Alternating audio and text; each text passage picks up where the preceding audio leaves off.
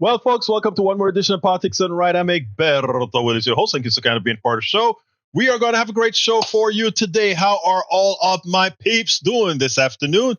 I trust everybody is doing fine. Already here we have Maywood with his internet acting up. Maywood, we're going to send the masters of the internet into your domain. Anyhow. Welcome aboard, Eric Hayes. Welcome aboard, Maywood. Melanie Keelan from the word I like to say, Barcelona, Spain. Good afternoon, Melanie. Great to have you here. Likewise, we have Lee Grant in the house. We have Bridge MCP, our all-around person that really keeps the keel right. We also have Lee Grant in the house, our honest conservative. How are you doing, Lee? I trust all is well with you, my big brother. We also have Alistair Waters, La Preciosa Alistair Water. How you doing, beautiful? And let's see who else. AVQ is in the house. The handsome debonair, El Senor. Hey, did you ever send me a picture with you on that T-shirt? Yeah, I think I did. I think I did post that. That's right. All right. We also have Michael Rudnin, of course. And let's see, Yvette. Hey. Let's all give Yvette Avery Herod a big hand. She was the first one to chime into the chat. Yvette, numero uno. We need to send you a sticker. Drop me a line and I'll go ahead. And I don't know if I already sent you one of these, but I'll send you a Politics Done Right bumper sticker that you can put anywhere, on the windows, anywhere. Mine's on my window. And you know what was the greatest thing? I don't remember what city I went to. But I think the only reason I saw it is that they came around close to the convention. So I think it was in Philadelphia. This guy came out and said, Egberto, guess what I saw on the streets? And he said, what? I saw a Politics Done Right bumper sticker out of state. I got excited, man. Then, of course, I see quite a few of them every so often in Houston, Texas. But I love seeing this stuff. Anyway, folks, don't forget, if you want a bumper sticker, give me a shout. Send me your email me your address send it to info@politicsdoneright.com and I'll mail you out a bumper sticker for your car. I'll send it by regular mail for you. All right, let's see, who else did I miss? Did I miss anybody? Gold star, exactly. Gold star for Yvette. And I hope, Eric, that fire is for Yvette, saying power on to Yvette. Okay, Michael, I asked him yesterday and he said yes. Who did you ask what? Let's see. Anyway, let me go ahead and start reading from the top. We have 3 good videos for you, but let's go and get started. The Restream bot on Twitch still down. Madre mía, ¿qué es lo que pasando con esa gente? I need to find out, but you know I don't have control over the Restream agent.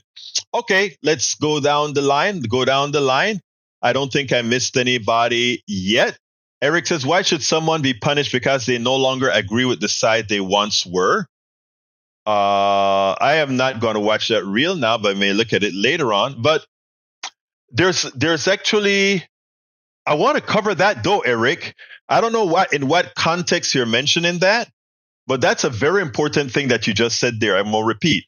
Why should someone be punished because they no longer agree with the side they were once on? And I'm going to throw this back at my conservatives. And it goes this way. I've always been fairly progressive. And as I grow older, I've become even more progressive, more liberal. Because of how I was reared, and I've told this story, many of you hear it. Please forgive me if it's a repetitious story. But there are many other people that come into our fold that haven't. When I came to this country, I would have to consider myself a very sexist person.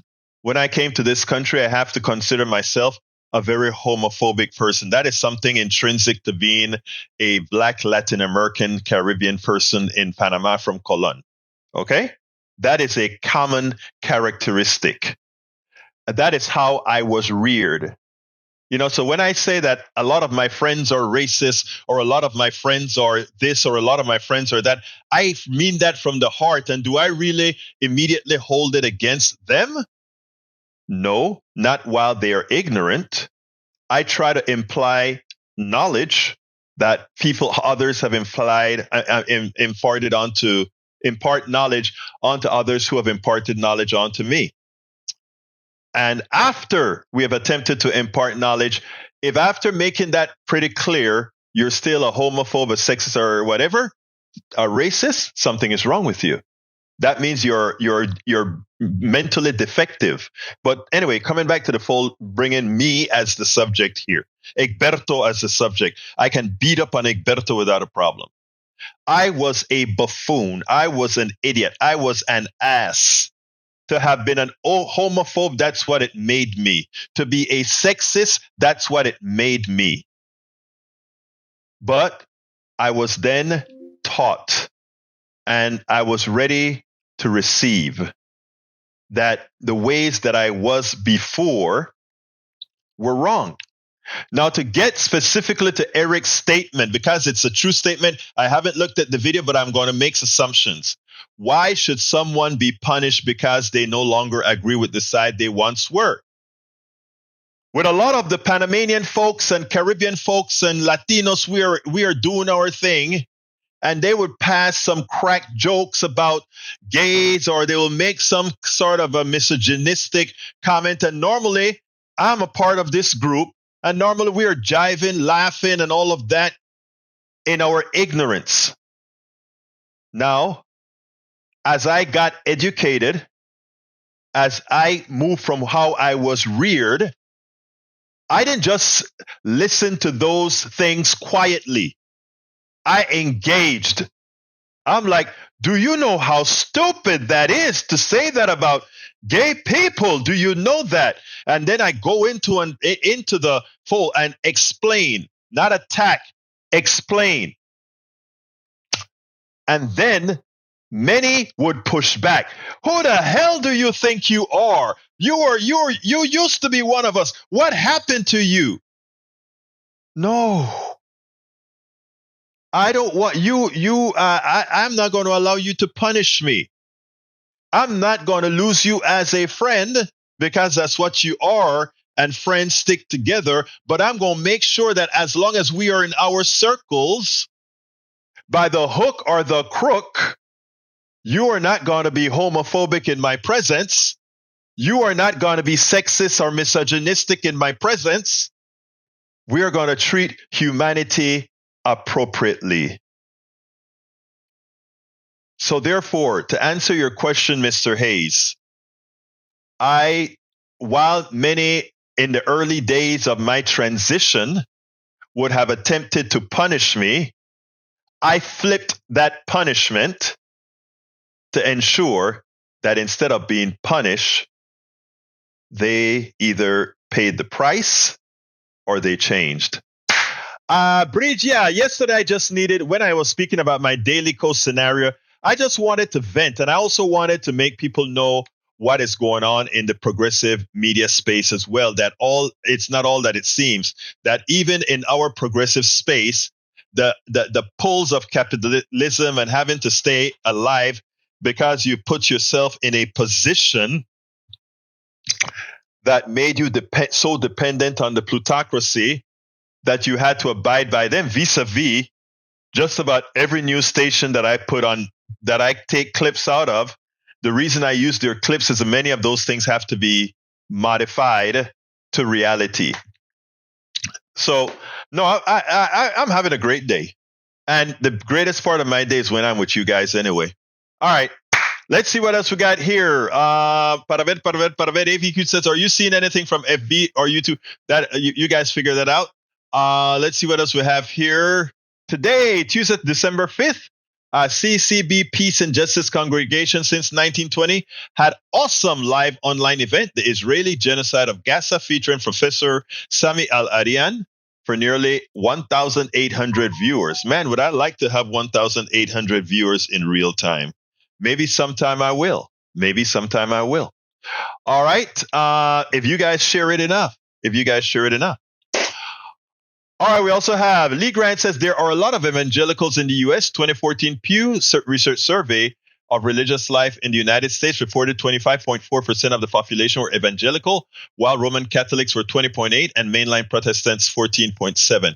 Yep, and this guy who wrote the book that I'm quoting here, he specifically was talking about white evangelicals, okay? And there's a specific thing to white evangelicals. There's a specific framing for that particular identity. All right, let's see what else was here. Let's see. Michael Rodney says a rapid decline of white evangelical America. New data suggests a bigger decrease than previously understood, including in the GOP. While 22% of Americans, 65% over are white evangelicals, that number is just 7% of those between the age of 18 and 29. Rude awakening, isn't it? Thank you for that one, Mr. Rudnin. Let's see. So you shouldn't use a broad brush labeling people evangelicals as a pejorative. I am not using evangelicals as a pejorative, Lee Grant. I'm using evangelical as an identity. Okay, not a pejorative, just one of our many identities. That's all. Let's see what else we have here. Egberto, why would someone be able to espouse killing someone's family on your show this morning? Actually, I hope you first of all, I hope you understand the context in which this person said it, and also because I thought it would not have been understood by most what he was saying in sort of a in a different way. You can go listen to the tape again. I immediately said, no, in a civilized society, we don't do that. What he was trying to imply was police officers don't know the pain that they leave on families when their loved ones are killed. And metaphorically, using a metaphor, he was trying to say, if police officers felt the pain that families feel when they inflict that murderous killing on others, they would be able to empathize. That's what the caller was attempting to put out there. He wasn't trying to say, let's go out and kill them. It was, if they could feel what that person who was killed, that family, what they feel, what Tiffany felt when Tiffany, and Eric, this is something that gets me, that concerns me about you right now, my brother. We had a mother on my show this morning. I was going to play the tape, but I had too many clips to play today, and that clip was fairly long, but I'm going to likely play that tomorrow. Tiffany, the police in Houston murdered Tiffany's son. Our district attorney ensured that police officer was no billed, meaning he walked. Okay, our district attorney made that police officer walk. That mother came on my show this morning at KPFT, and she cried. You could see the genuine pain for the murder that occurred. Her kid's birthday was this weekend, and you could see what she felt. Let me tell you what concerns me about empathy and many on the right, including my brother Eric here. Eric couldn't start the show couldn't say the message in this form. And it behooves me that he didn't. Egberto, that show this morning, I felt for the mother who lost her daughter. I felt for her. I don't necessarily know the entire story, but I felt for the mother who lost her son. The caller that suggested the police officer should lose a family member, what's about that? But he had no empathy for the mother at all. The only thing Eric could see was a comeback that said, hey, that guy called and said the officer should lose somebody in his family. Eric, can you see the lack of humanity in your statement? You should. If not, you should. And I don't want to hear anything about it. You should. That woman is going through a lot of pain. And that all you could see is for the officer who went through no pain but had killed her son, had knocked out the eye out of a socket of another person, was indicted, and then Kim Ag allowed him to walk again on that one, that you could see that. Speaks more about you, my dear brother. All right. Let's see what else we have. Let's see what else we got here. Alistair Waters, I didn't, not a comment. Michael says, you'll pardon me, but I do use evangelical as a pejorative. Most of them clearly haven't read their book. Evangelicals polled keep saying they want the opposite of Jesus core. Heal the sick, feed the hungry, treat the neighbor, the poor with love. Yeah, Jesus wasn't a xenophobe at all. He was not a xenophobe at all. All right, let's see. Let's see what else we got here. Now, let's continue. I'm going to play the first video. The first video is about Pramila Jaya. Well, I'll just go ahead and play it and then we'll take it on the other side. Okay, so let's go ahead and get started with our videos. Pramila Jayapal, chair of the Progressive Caucus in Congress, was interviewed by Dana Bash, CNN's Dana Bash. And let me just say this. I kind of felt for Dana Bash because this was clearly not her question. This question likely came from her producers who were trying to set a narrative to try to further mislead the American people about what's really going on in Israel. Now, the question about rape came in. And as we all know, progressives in Congress and throughout the country, they are upset with what's going on in Gaza. What they want is a ceasefire. They're not defending Hamas. They're not trying to say that Hamas's terroristic act of killing 1,200 Israelis was correct. That was absolutely not the case. But likewise, as Obama said, there is blood on everybody's hands in these conflicts. Now, that said, Dana Bass brought up the issue of the Hamas terrorists raping women. A horrendous thing, okay? But it's also horrendous to be cutting people's heads off. It's also horrendous to be bombing buildings where young kids' skulls are cracked and women and children and men are all blasted away, right?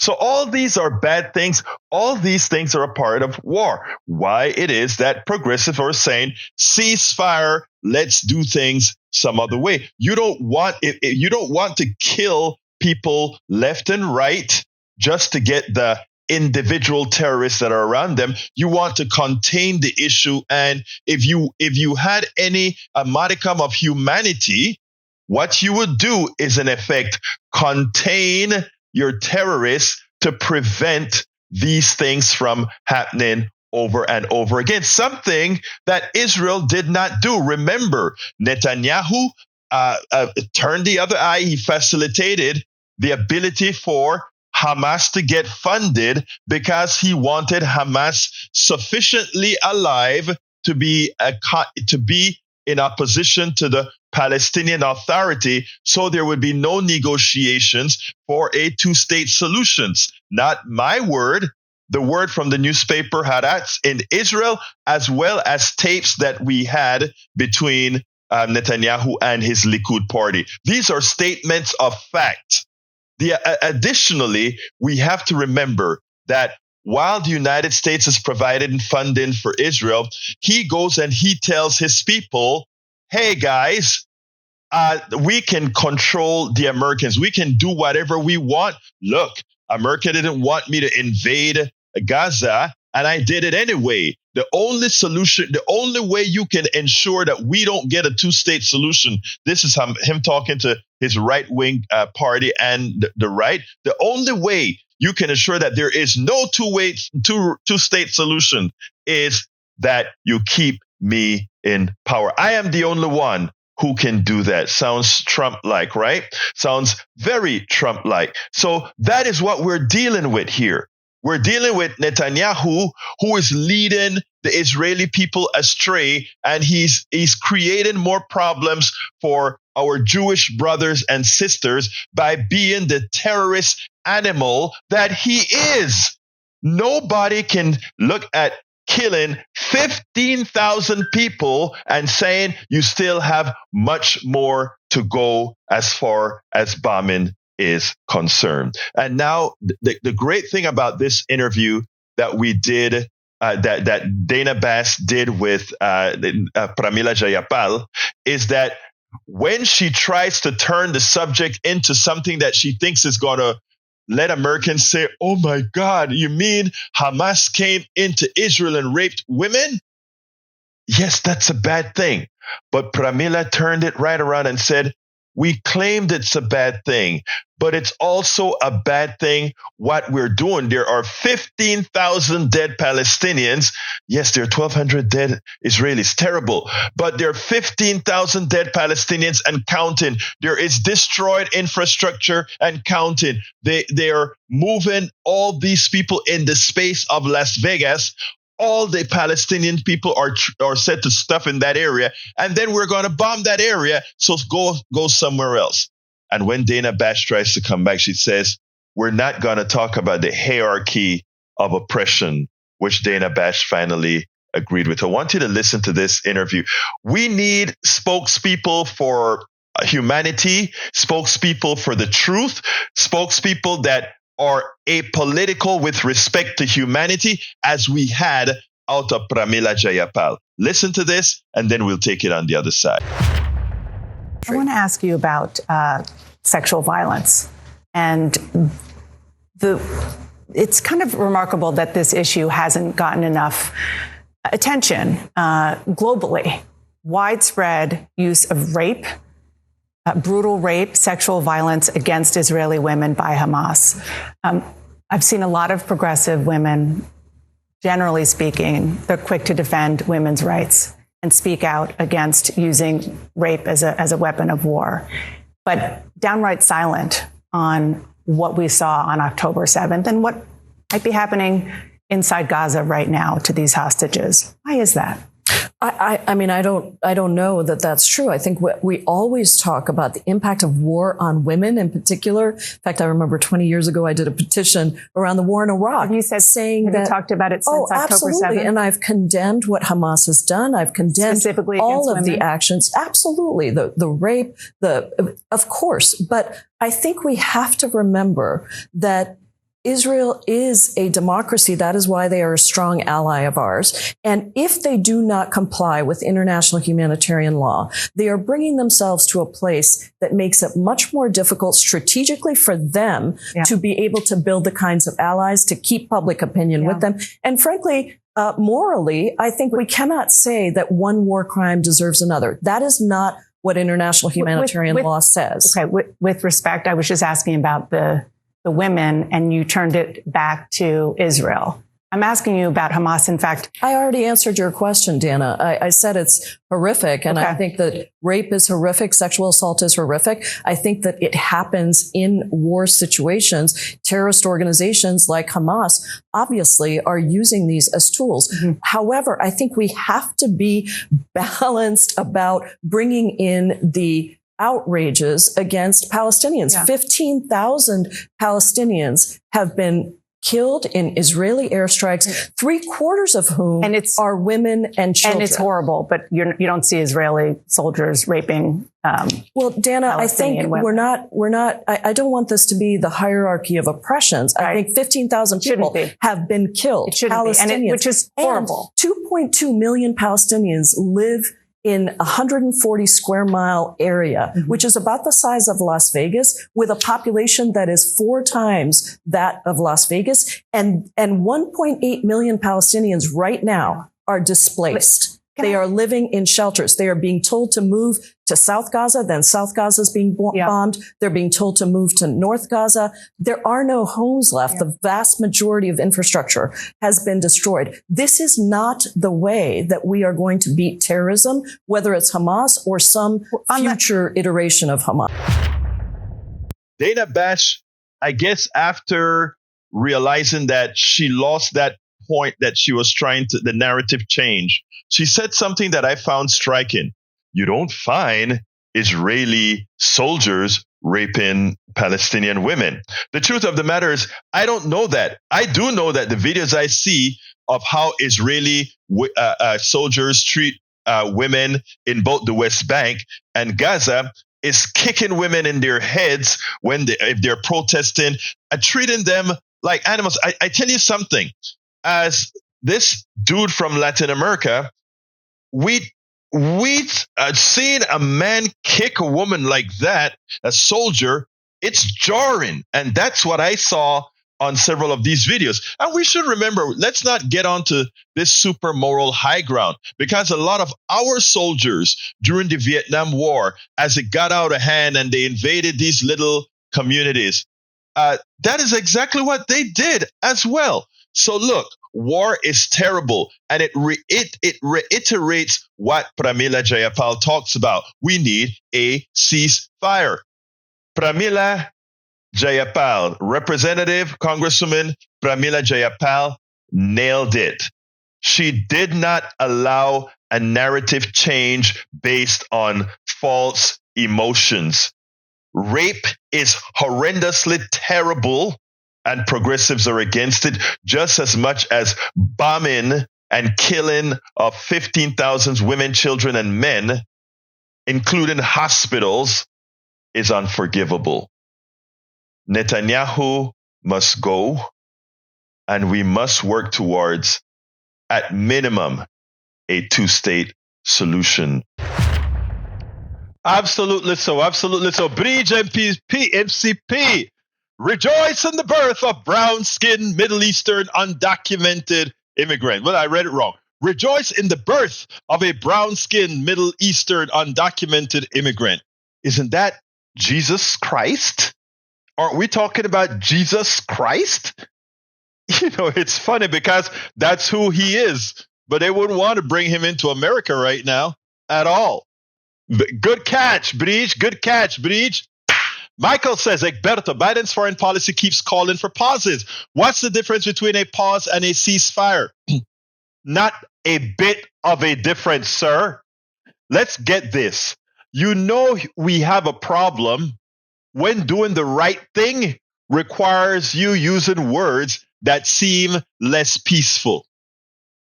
A pause means that you are likely to continue thereafter. A ceasefire says stop, but it doesn't necessarily say you're not going to start back. It just says stop.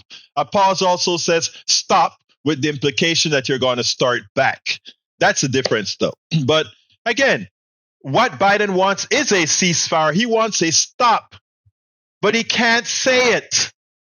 Well, he can if he wanted to. He will get all the young people on board, but the military-industrial complex and AIPAC won't allow him to do it. Sad, but that's the case. All right, let's see what else we got here. Brija has a long one here. Let's see. A democratic decline has taken place globally, and an increasing number of people are living closed autocracies. The report that is now being released shows that this trend is continuing and that the world has not been more anti-democratic in 35 years. The level of democracy enjoyed by the average world citizen in 2022 is back to 1986 levels. This means that 72% of the world's population, 5.7 billion, live under authoritarian rule, according to Stefan L. Lindbergh, director of the VDEM Institute. The democratic decline has been most dramatic in the Pacific region, Eastern Europe, Central Asia, Latin America, and the Caribbean. But the number of countries in the world that are currently experiencing democratic setback or autocratization has greatly increased over the past 10 years, from 13 to 42 countries between 2002 and 2022, which is the highest figure measured by VDEM to date. We're going to have to stop that trend. Brit says, my cable will replace outdated modems and routers for free. Should be a few years. Okay, let's say what else we got here. E2247 says, I neglected to say anything about claims that Hebrew persons drink baby Christian blood and feast on their bodies. Do not believe that propaganda either. No, we must not believe propaganda at all. All right. Michael says, Rodden, that is, we already know that Hamas is horrible. If I could exterminate all Hamas terrorists without harming any Palestinian civilians, I would. The way Israel is fighting Hamas involves so much collateral damage. We can't support that ceasefire. Haaretz, the scope of Hamas' campaign of rape against Israeli women is revealed, testimony after testimony. The aggregation of evidence collected by Dr. Kochav El-Kayam, Levi, and her civil commission represents a horrifying picture that leaves no room for doubt. On October 7, Hamas terrorists systematically carried out acts of rape and sexual abuse. She has discovered, however, that there is no rush to acknowledge this abroad. I acknowledge it. I acknowledge that Hamas went into Israel and did all the bad things terrorists do when they go into a place. They rape, they murder, they pilfer, they do all that is bad. Everything that is bad, they do it. Those 1,200 women, children, they went through, in we will say in Panama, páramo. They went through hell. But that's who they are. What the IDF is doing in Gaza isn't war, because war assumes you have somebody that's comparable to fight. It is a genocide because you are attacking people, civilians. I know you say you're trying to take out the tunnels, but the tunnels are under buildings. That's why they're tunnels. That's why they're tunnels. You really want to take... Look, there is so much that Israel could do differently, right? Let's say, let's just give an example here. They want to weed these people out of tunnels, right? What can you do then? All right. Israel is a master, powerful country. You still have control in Gaza. You know where some major tunnels are. Secure certain beachheads, run pipes, secure those pipes, and flood the tunnels. Everybody, the people and the rats are going to run out of tunnels, right? And as they do that, you have your drones that's controlled by human beings, knock the people off that need to be knocked off. I mean, they're in high technology with high density. There are different ways to think about these things. If you truly value life, it'll take longer. It will take a whole lot more, but there are things to do. There are things to do. But that has never been what it's about. It's about money. It's about oil. It's about control. It's about making sure there's never a two-state solution, because all the spoils of the Galilee, all the spoils of the entire area, you get it. All right, let me continue with the program. Para ver. What else we got here from our great people? Tom Sarnik. You know, he just stopped the program cold because he has a limerick. Let's go with Tom's new limerick. Got to get the voice ready for the limerick. George Santos for years lied without pause, stole money, broke many campaign laws. From Congress, finally fired, but soon was once more hired at a mall lying to kids as Santa Claus. How the hell did you come up with that one, Mr. Zarnik? That's another good one, Zarnik. That's another great one, as usual. As usual. Let's see. He would be an immigrant. Jesus was an immigrant. He went into another area, right? Into where stood his manger. All right, Wall Street Journal. Israel wastes plan to flood Gaza tunnels with seawater. Move would drive out Hamas fighters, but threatens to foul Gaza's fresh water supply and damage infrastructure. If they do it with seawater, but you can flood it with fresh water, right? Again, like I said, it'll cost more. Seawater is the expedient way to do it. Flood it with fresh water. Don't use that as an excuse. Listen, let me tell you something about, if you take a look at tunnels, right? Let's go into a little bit of engineering here. If you build these tunnels within the floodplain, which it seems to me that they are within the floodplain, all those tunnels are surrounded by water within not the floodplain, the water table. They're within the water table. That's why, remember, what those people were saying. The people who were in the tunnels, they talked about how damp it was and all of that. And if you take a look at the structure of the tunnel, you see there are cement walls around, sort of to keep out the water from coming. The same way they do case hole well drills, well holes or oil wells, etc. They have to put the cement to separate the water table from the oil structures, etc. Right? That's what these are well-designed tunnels, right? So they are correct. Israel is right when if they say you put salt water in there, you can pollute the groundwater. That's true. But who says you have to do it with salt water? You don't. And it's not, again, listen to what I'm saying, Radnin. It's not wasted, because if you blow holes in the cement in those tunnels will naturally fill with water, groundwater.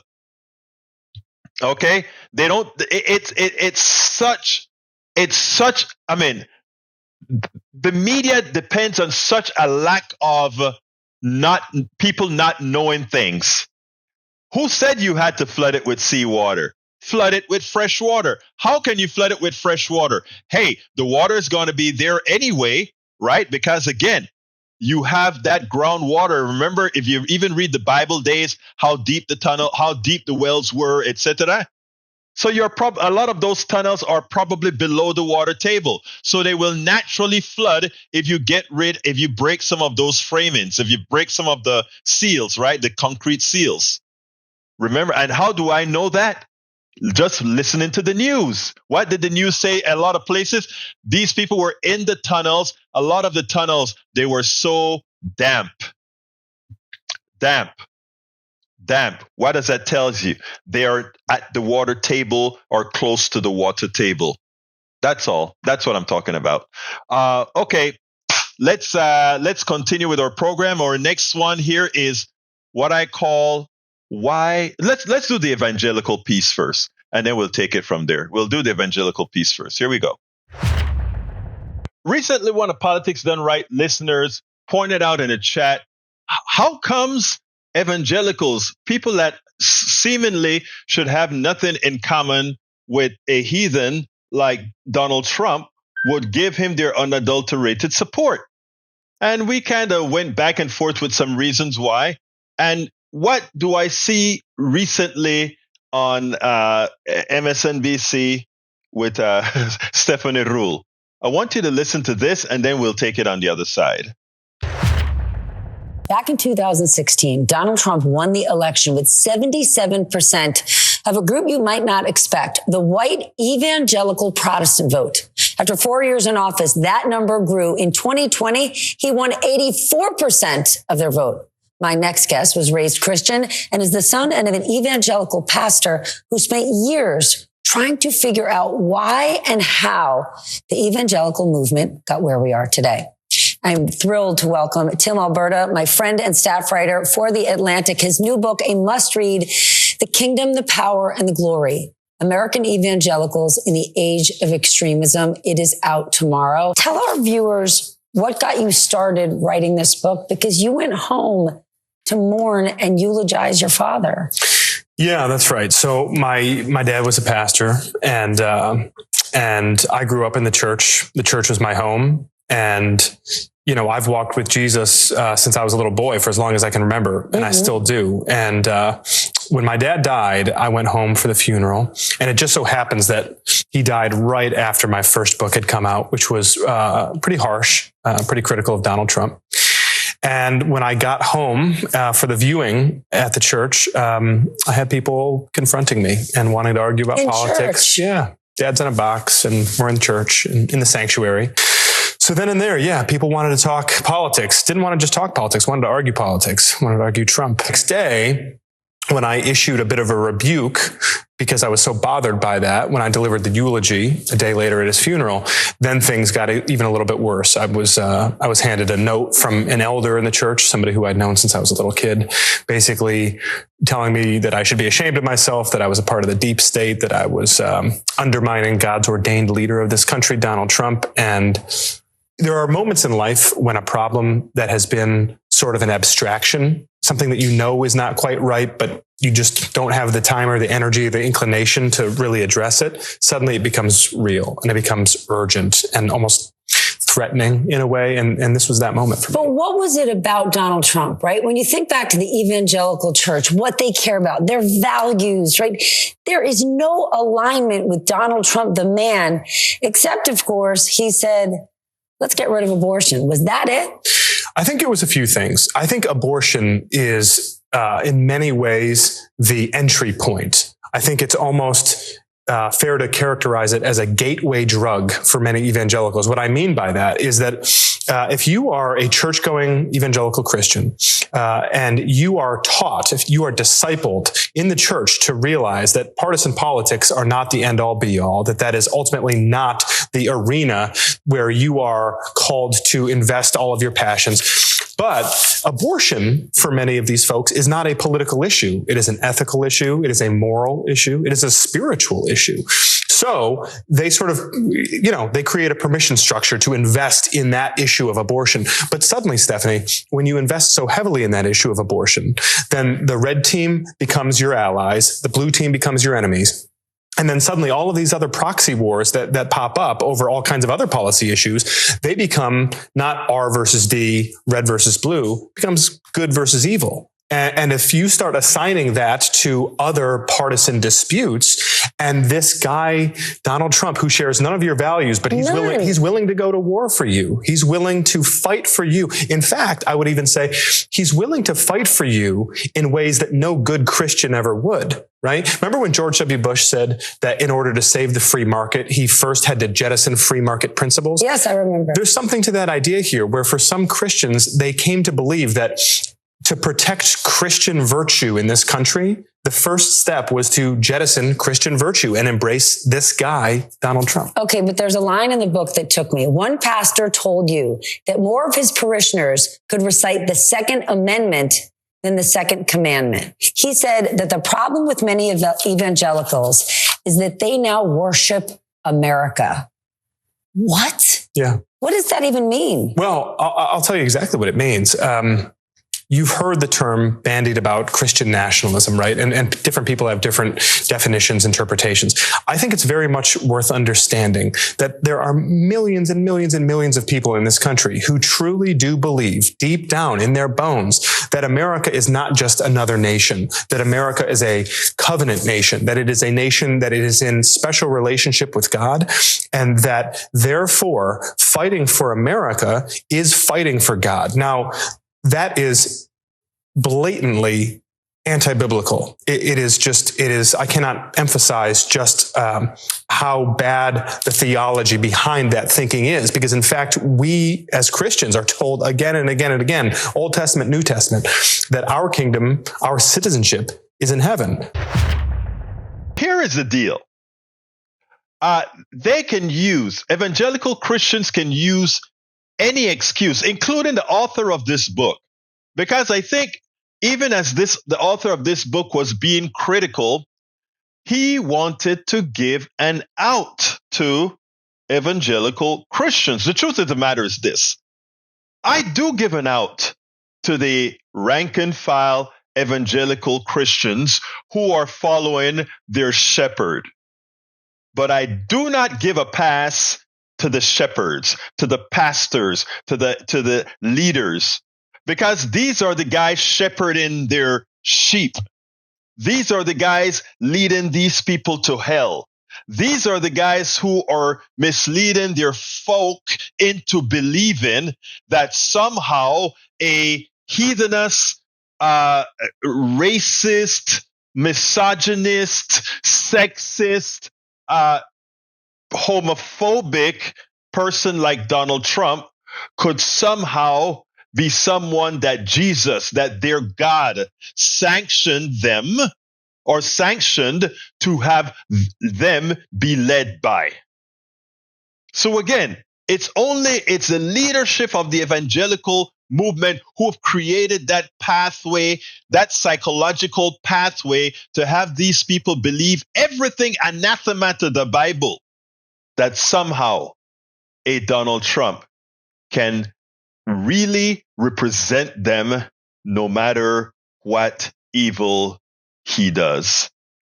The xenophobe, something that Jesus never stood for, became their leader above and beyond their own pastors, their own shepherds. Think about that and think how dangerous those minds are. And that's why we have so much work to do.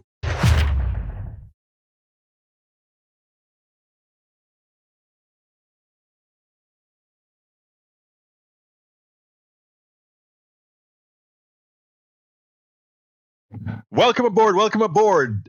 Bruce Pollard, Daniel Ado, Eric, Paul Fleming, Melissa Bowie. Melissa, I haven't heard you call in and say your piece in the morning. Are you still sleeping? We've been missing you. Let's see who else we got here. Para ver. I don't think I have any new people. Other than those four that I just called in. I want to talk about Paul. Paul Fleming said, Kellogg raised prices 14% in Q2 2022 to Q2 2023. The company then reported better than expected profits, and execs shared plans to spend more on stock buybacks and larger dividends. Newsflash, corporations have been using inflation as to squeeze more money out of you. Let's put that in context, brother Fleming. Your kid loved those Kellogg cereals, those sugary, tasty Kellogg cereals you buy for them every day. And you go to the store and it's 14% higher. By the way, it's higher than inflation, 14% higher. That is the corporation telling you, I can charge you whatever I want to. Good afternoon, Brenda. How can I be of assistance to you? Welcome to Politics Done Right. I guess, Brenda, you are a fax machine. Anyhow. So as Paul pointed out, that is what we call legalized theft. Legalized theft. It is legal what they did. They then blame the government for the inflation. You know, guys like Brother Ledo and Brother Hayes are going to say, look at what's happening under Biden. No, what's happening is the corporation decided to make you a sucker.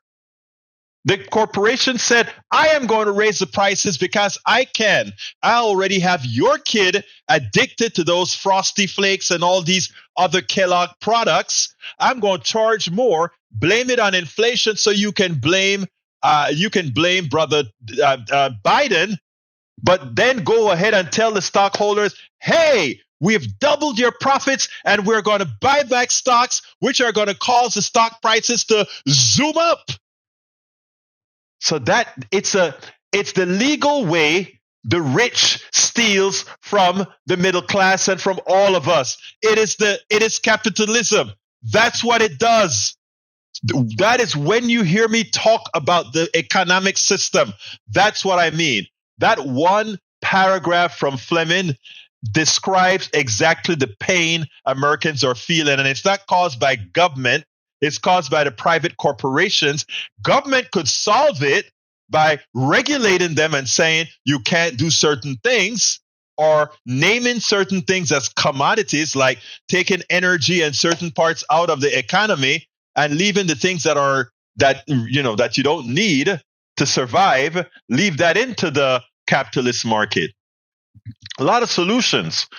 Not many people with balls to do it or with ovaries to do it. Okay, Michael, you have a long one. Let's see. Egberto, long comment. Hope you can read it all. Like, evangelicals made a devil's bargain with Trump, trading faith for political power while failing on perceived persecution complexes. And now that Trump is shown to be losing contender, that they've got remorse. Meantime, conservatives will complain about losing church attendance membership. Ever consider that involving yourself in politics by way of politics that would be abhorrent to Jesus' core message of feeding the poor, healing the sick, being kind to your neighbor, welcoming the immigrant or refugee, being forgiving, not vengeful, is the reason why a majority of the American people are no longer attending church services? Yeah, mixing religion and politics is an anti-American idea that's causing a lot of your woes. Yeah, because they don't look anything like Jesus. Nada como Jesucristo. No se ven nada como Jesucristo, se ven como criminales. Eso está bien. Eso está bien. Now, when it comes to, I wanted to read something that brother, let's see. Bruce Pollard says, Uncle Sam's cereal is same price. Some cereal like oatmeal is good. Let's see what else we got now. Robert Davenport cannot believe we have not permanently banned La Douche yet. The vile he spews is filthy. No, what we do, Robert, is ignore. Robert, you know, when somebody craves attention and they don't get it, you know, it withers and dies, or it just stays spewing venom that we are all inoculated against. Remember that, brother. Remember that. The last video I have to show about Democrats, I'll do it tomorrow because it seems like no, actually, it looks like I do have time to do it. So let's go ahead and do that last video real quick, and then we'll take it on the other side. Let's go ahead and do that. You know, I love Donna Brazile. Donna Brazile is a good Democrat, a good moderate Democrat. But if Democrats want to win, they're going to have to start playing on the right field. They're going to have to stop bringing, what do they say, a knife to a gunfight? They're going to have to stop that. Because I tell you what, Republicans always come prepared. They come prepared with misinformation, but they come prepared. I want you to listen to this clip. I want you to listen to the former RNC chair as well. And then let's take it on the other side, because Donna Brazile, maybe she only had a minute or so to answer, but there were perfect answers for her to give, as opposed to saying, well, you listen to what she said and then we'll take it on the other side. Has to be a choice between Joe Biden and Donald Trump. Whatever you think about Joe Biden, they know that that's the way that they can win this. Except here's their big problem. If they want to make this election about Trump, there's going to be Biden and Trump, and then there's going to be a couple other non-Trump candidates that are going to be on the ballot. So you make this about Trump, I think it plays in perfectly into how this election is moving forward, because they're not going to, if people don't want to go to Biden, they're going to say, oh, here's Cornel West. Oh, here's the Jill Stein. Here's the no labels candidate. And you're totally comfortable going to the election with a candidate who's been accused of 91 felonies. I'm comfortable if that's what the Republican Party wants to move forward with. Sure, 110%. I would take Donald Trump over Joe Biden every single day of the week, no problem, because where this country has gone and how far we've gone downhill in the last 3 years is a place that most Republicans aren't willing to go. And if they're that worried about it, then go get a different candidate if you think that if Joe Biden is so I vulnerable. recognize that Joe Biden might not be your cup of tea or even your bowl of soup, but you know what he is? He's somebody who's steady, somebody who understands the issues, and somebody who's fighting for America. I'm afraid that's all we have time for today. Thank you all very much. When Donna Brazile came out and said, but he's steady at the wheel. You know, that's not what America want to hear. America want to hear right away. As soon as he went ahead and says, well, you mean, Stephanopoulos left the door open. You mean you are willing to accept Donald Trump, the guy with all these problems, as your bearer, the bearer of the Republican mantra? And he says, well, if the Republicans choose him, of course, we will take him any day over what Biden has done. Look, you don't have to love Biden. You don't have to love that Biden isn't as progressive as you are, but he got a whole lot of stuff done for people on the low end as well. But check it out.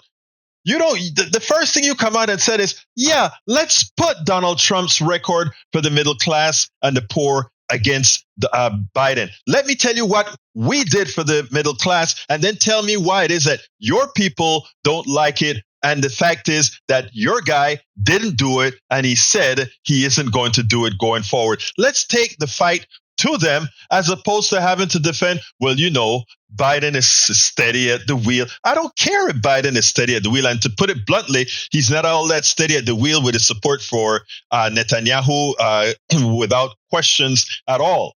Well, not without questions. They're starting to question Netanyahu. But again, let's be clear here. If you want to win this fight, you have to be aggressive and you have to go out there and take it. You can't allow. I wanted to stop and break in because we're running out of time. You guys can finish watching that video. It's going to be linked in the blog. But I want everybody here to go ahead and watch this particular. Let me go ahead and get the link for it. I want you guys to watch this. You know, when I talk about whenever we unite the barrios, the ghettos, and Appalachia, we would have won. I want. This is a thing you got to see. It's called Deep Appalachia. Watch this thing, because I couldn't but feel the humanity that is missing all around, right? And I want you guys to watch that. It's about an hour and change. It's worth the watch. The degeneracy that's occurring in Appalachia, the similarities that all economically deprived areas, so same problems you find no matter what the community is. A minority community or a people of color community, white community, they all share the same thing when it comes to social economics. What happens to the society? This one program shows you a part of white America most people never see. My daughter drove into the area and she was in shock. And the reason I want you to see this, I'm coming to you about that, Bridge. The reason I want you to see that is because it should give thinking people with hearts, some empathy for all Americans, because all of us in a particular state suffer the same thing, and all of it is caused by our corporate state. All of it is caused by the corporations and what they have done, community after community. It's never about people. It's always about the mighty dollar. Just watch this documentary, please. Now, Bridge, I did see they brainwashed my dad long time ago. It is a great documentary. How this woman's father, I forgot about it, but I saw that long time ago. I want to also address something from Lee Grant. Lee Grant said, why didn't I mention about the woman who appeared on my show this morning, who the Houston police officer killed? Why didn't I mention that her son had 3 felonious warrants? Well, Donald Trump has 91 felonious warrants that were out for him. Do you ever hold that against him, given that he hasn't been tried yet? But the fact of the matter is, this wasn't a violent boy with respect to the cops. He came out of the car and was blown away within 3 seconds. That was the issue. It wasn't that he had 3 warrants. That is to put smokes and mirrors away. That kid did not deserve to be murdered by the cop. And anybody who listened to that woman this morning and don't understand what has been going on and what our DA did, and the reason why the activist community has come out in support for this woman, don't get it. It's time to get it. Anyway, folks, please support the program.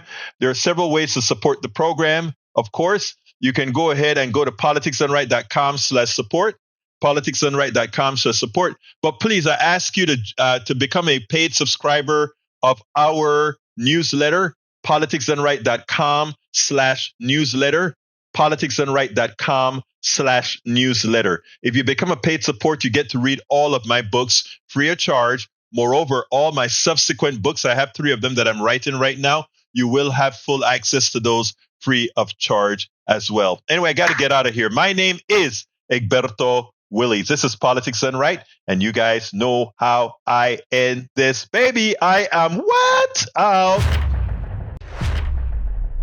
We spend a lot of time deconstructing the news, trying to parse it into a form that everybody can understand. We try to find those little nitpicks where it flies above the fray, etc.